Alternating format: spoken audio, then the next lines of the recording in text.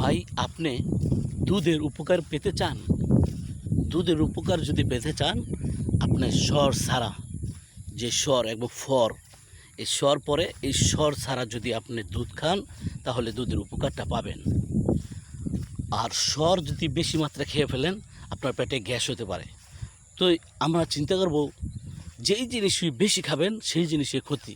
তো আমরা দুধটা অল্প অল্প করে প্রতিদিন খাবো, কিন্তু বেশি মাত্রা দুধ খাইলেও আবার অ্যালার্জি হয়ে যাবে।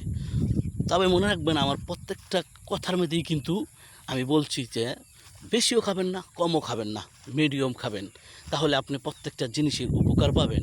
আর যদি আপনি মনে করেন যে আমি বিশাল বড় এক বল নিয়ে বইছি, বড় টাকারি নিয়ে বইছি, বড় পাতিল নিয়ে বইছি, আমি এটা খাওয়া শেষ করব, আমি খাইতে পারবো, কিন্তু এটার চেয়ে আপনার ক্ষতি একদিন না একদিন আপনার হবেই।